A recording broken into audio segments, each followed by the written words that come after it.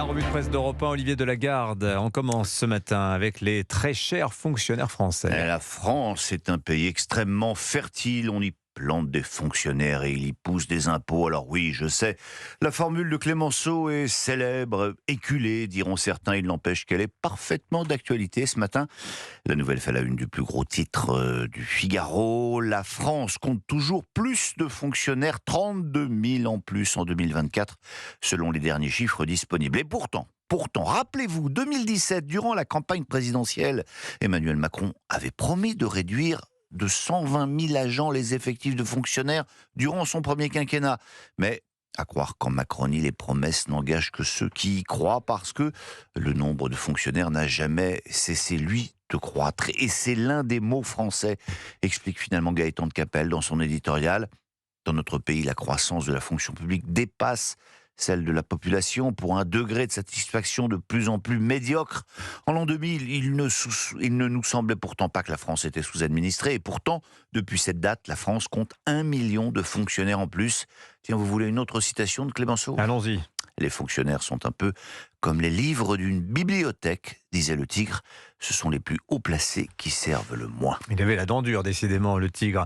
Ce qui nous amène à parler justement du haut de la bibliothèque. Oui, et là, tout en haut, 16e bouquin en partant de la gauche, enfin, 16e personnage de l'État dans l'ordre protocolaire, Amélie de Montchalin, qui sera nommée tout à l'heure en Conseil des ministres, première présidente de la Cour des comptes. Alors on l'évoquait déjà brièvement hier, cette nomination passe mal. C'est pas la personnalité, ni les compétences d'Amélie de Montchalin qui sont en cause, explique Nicolas Bétou à la une de l'Opinion. Non, le problème, c'est qu'Amélie de Montchalin a signé l'un des pires budgets imaginables, si l'on s'en tient aux recommandations des magistrats de la Cour des comptes eux-mêmes.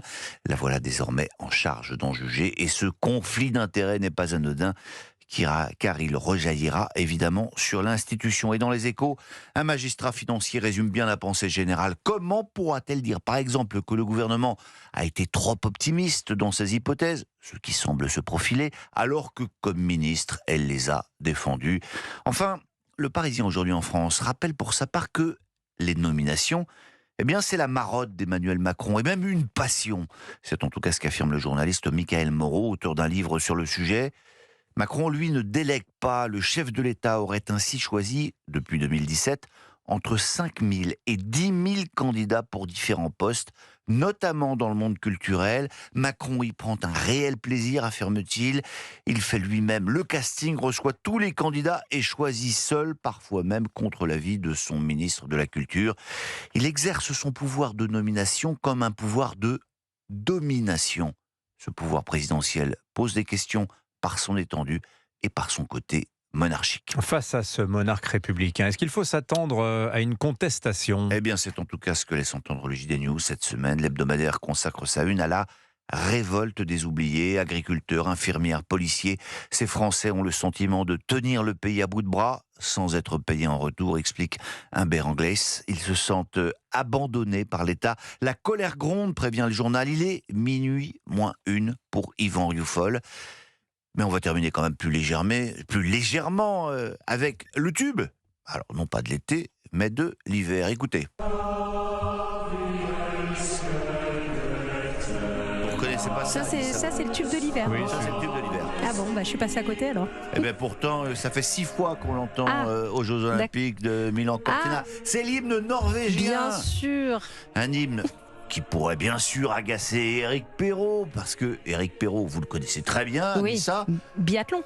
Biathlon, voilà, 2 médailles, c'est le Français en forme du moment. Il a droit à sa bobine ce matin à la une de l'équipe, qui consacre sa une. Hier, il est arrivé second en individuel 20 km, derrière.